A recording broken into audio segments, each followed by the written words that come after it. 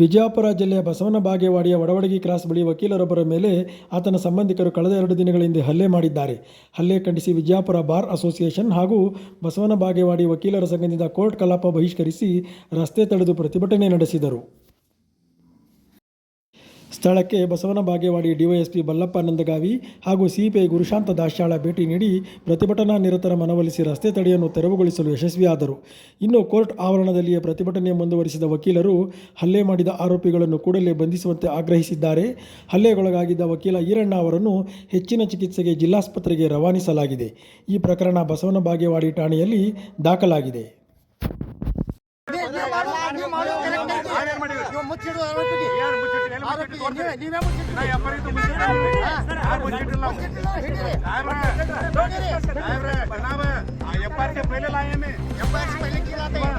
ನಮ್ಮನ್ನ ಇಲ್ಲಿ ಮಾಡ್ಕೊಟ್ಟು ಇಲ್ಲಿ ಕೆಲಸಕ್ಕೆ ನಿಂದ್ರಿಸಿದ್ರೆ ನಾವೇ ಹೋಗ್ತಾರಲ್ಲ ಮತ್ತೆ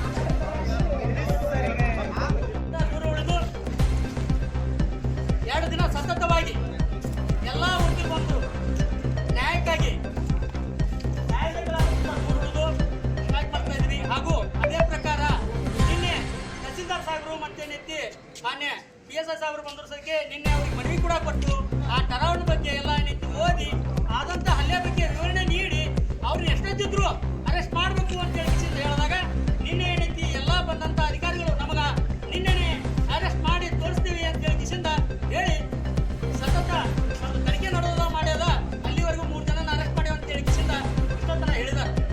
ಹಾಗಾಗಿ ಎಲ್ಲ ಒಪ್ಪಿಕೊಂಡವರು ಏನೇ ಕಂಡೀಷನ್ ಇವತ್ತು ಎಲ್ಲರನ್ನೂ ಅರೆಸ್ಟ್ ಮಾಡಲೇಬೇಕು, ಹೀಗಾಗಿ ನ್ಯಾಯ ಸಿಗಂಗಿಲ್ಲ ಅಂತ ಹೇಳಿ ನಾವು ಅರ್ಧ ಗಂಟೆ ಕಾಲ ರೋಡನ್ನ ತಡೆ ಹಿಡಿದು ಎಲ್ಲ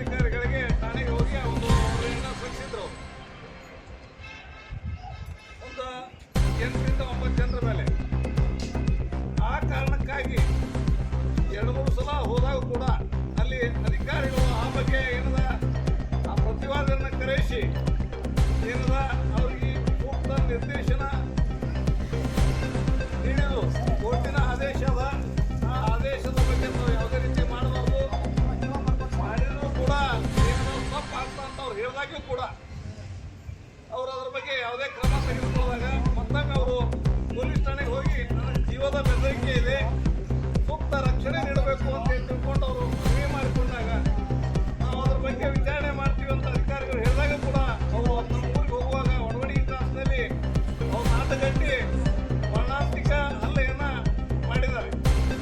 ಅದು ನಂತರದಲ್ಲಿ ಗೊತ್ತಾಗಿ ಈ ಪ್ರಾಥಮಿಕ ಆರೋಗ್ಯ ಕೇಂದ್ರಕ್ಕೆ ಉತ್ತಮ ಚಿಕಿತ್ಸೆಗೆ ತಾಲೂಕು ಆಸ್ಪತ್ರೆಗೆ ಕರ್ಕೊಂಡ್ಬಂದು ಚಿಕಿತ್ಸೆ ಕೊಡಿಸಿ ಬಿಜಾಪುರ ಮಾಡ್ತೀವಿ.